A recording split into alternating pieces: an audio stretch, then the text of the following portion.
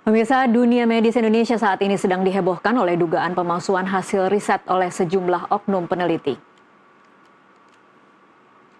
Kasus ini mencuat setelah muncul laporan mengenai penggunaan riset kedokteran berbasis kecerdasan buatan atau AI yang tidak valid untuk mendapatkan hadiah berupa dana perjalanan.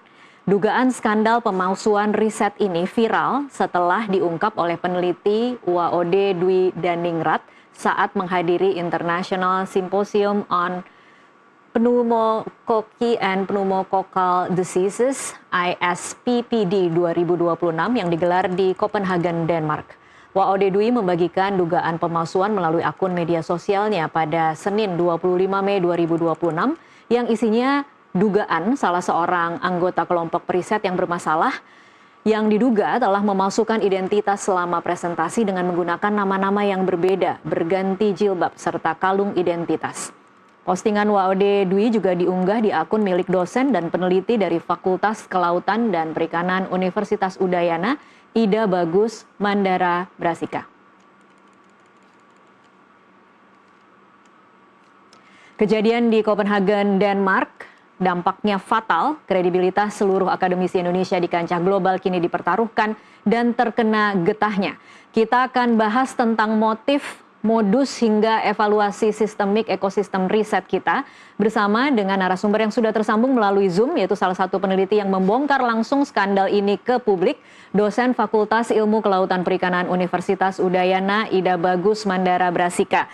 Selamat sore, Blinara. Selamat sore, Tasya. Iya, Blinara, ini Anda dan rekan Anda, Mbak Dwi, ya, adalah yang pertama mengguncang jagat media sosial dan kemudian ini menjadi perhatian seluruh publik dan memicu emosi yang cukup keras ya di kalangan akademisi. Boleh mungkin bagi pemirsa Nusantara TV yang saat ini menyaksikan mungkin tidak terlalu mengikuti, bisa diceritakan awal mulanya siapa yang pertama curiga bahwa hasil penelitian ini palsu? Ya, terima kasih, Tasya. Jadi kita beberapa hari yang lalu ya menyampaikan temuan ini, dan sebenarnya yang menyaksikan langsung dan yang menemukan awal itu adalah Mbak Dwi ya, WAOD, yang kebetulan juga ikut dalam simposium atau conference ISPPD tadi ya. Oke, Mas Blinara, mungkin bisa dijelaskan, jadi Mbak Dwi itu kapasitasnya hadir di konferensi itu memang juga mempresentasikan penelitian juga atau sebagai apa? Ya, jadi Mbak Dwi ini adalah mahasiswa S3 di University of Oxford. Beliau memang riset di bidang pneumonia dan hadir untuk melakukan presentasi terhadap riset yang dia kerjakan selama S3 kurang lebih. Oke. Begitu. Dan di sana ada berapa banyak periset Indonesia lain selain Mbak Dwi dan yang dicurigai palsu ini? Saya tidak tahu jumlah persisnya ya, tapi dari list nama kurang lebih ada belasan lah yang hadir Indonesia ya. Kalau keseluruhan saya kurang hafal, tapi biasanya kalau konferensi sekitar ratusan sampai ribuan peneliti yang hadir. Iya, ini saya ada datanya, memang sekitar 664 peserta dari 34 negara yang ikut di Denmark ini ya. Ya. Ya. Kemudian boleh dilanjut, Blinara, apa yang memantik kecurigaan bahwa penelitian ini palsu? Ya, jadi sebenarnya kita ini berdasarkan penuturan Dwi ya. Jadi memang sebenarnya tidak diduga palsu awalnya. Diduga justru ini penelitian yang sangat bagus sekali.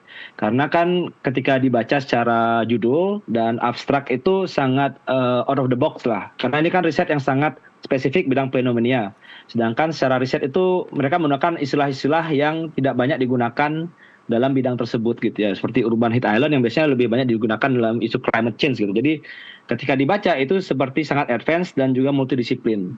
Nah, jadi Dwi itu awalnya ingin menonton atau melihat presentasinya karena dianggap ini akan jadi riset yang bagus sekali gitu ya. Dan tapi mereka bingung karena riset ini kan sangat spesifik. Jadi ahli di Indonesia itu tidak banyak, Tasya, dan Dwi merasa kenapa ada riset yang segitu bagusnya tapi dia tidak tahu orang-orang ini atau afiliasinya. Jadi dia pengen kenalan gitu ya, bidang yang serupa ada orang Indonesia dan risetnya gitu. Nah, setelah itu dia hadir langsung menonton ketika presentasi ya, salah satu pelaku. Nah, di sanalah terjadi kecurigaan karena kan presentasi dalam konferensi biasanya ada ada bilik-biliknya gitu ya, kurang lebih ada session-session masing-masing lah. Nah, dia menemukan ada orang yang sama, satu orang gitu ya, berpindah-pindah presentasi dari satu tempat ke tempat lain, tapi tidak hanya sekedar pindah tempat ya, dalam artian mempresentasikan riset yang lain gitu ya, tapi dia berganti jilbab juga dan juga mengganti name tag gitu. Dan menurut penelitian penuturan Dwi dan beberapa teman-temannya, orang yang sama ini jadi biasanya kan setelah presentasi atau sebelum presentasi itu ada sesi yang informal ya, entah makan gitu ya atau snack segala macam. Nah biasanya mereka ini saling berkumpul kan, saling bertemu. Nah ketika ditemui, yang bersangkutan ini mengenalkan diri dengan nama yang berbeda-beda. Kurang ada 3 nama kalau salah yang digunakan berbeda-beda. Inilah yang awalnya menjadi kecurigaan awal.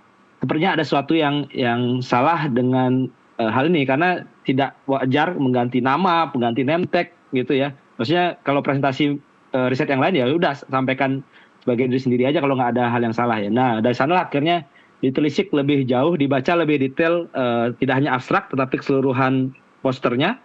Ditemukanlah oleh Dwi hal-hal yang tidak masuk akal. Ada beberapa istilah yang seharusnya tidak ada dalam dunia riset fenomenia. Kurang lebih seperti itu. Baik, kita bahas detail ya, mungkin beberapa kejanggalan yang sempat disebut dan kita baca di threads dari Blinara. Ada soal lokasi riset yang tidak masuk akal. Bisa dijelaskan, ini lokasi risetnya memang kalau kita lihat kan penyebutannya memang di berbagai lokasi di belahan dunia dan negara yang berbeda-beda ya, Bli? Ya, betul. Jadi lokasi riset salah satu indikasi awal ya, jadi dia menyebutkan banyak ya, Andes, Filipina, terus ada beberapa daerah konflik juga yang memang kalau ada kejadian mungkin terjadi di lokasi-lokasi tersebut ya. Tetapi melakukan riset di tempat-tempat seperti itu tidak mudah. Dalam hal tidak mudah, biaya besar, izinnya juga pasti tiap negara punya aturan main izin yang berbeda-beda gitu ya. Nah, tapi sedangkan dalam list peneliti itu tidak ada peneliti lokal di sana, yang artinya seolah-olah dia melakukan gitu sendiri ya, seolah-olah peneliti ini betul datang dan ambil sendiri, dan ya mungkin saja dilakukan, tapi itu perlu effort yang luar biasa dan yang segala macam besar. Kalaupun tidak ada kolaborator atau penulis dari riset lain, umumnya itu ada penyampaian etik, dalam artian adalah yang didata itu siapa gitu ya, dan harus dilindungi kurang lebih, karena ini kan orang-orang yang vulnerable ya, yang biasanya jadi pusat penelitiannya gitu. Dan itu pun tidak ada. Jadi informasinya tidak ada, tapi kenapa bisa dapat datanya? Nah itu kejanggalan utama. Blinara, saya masih mau bertanya lebih jauh nanti soal sempat dilakukan konfrontasi kepada mereka dan apa jawaban mereka. Nanti kita sambung setelah jeda azan maghrib. Pemirsa tetaplah bersama NTV Prime, kami akan kembali sesaat lagi.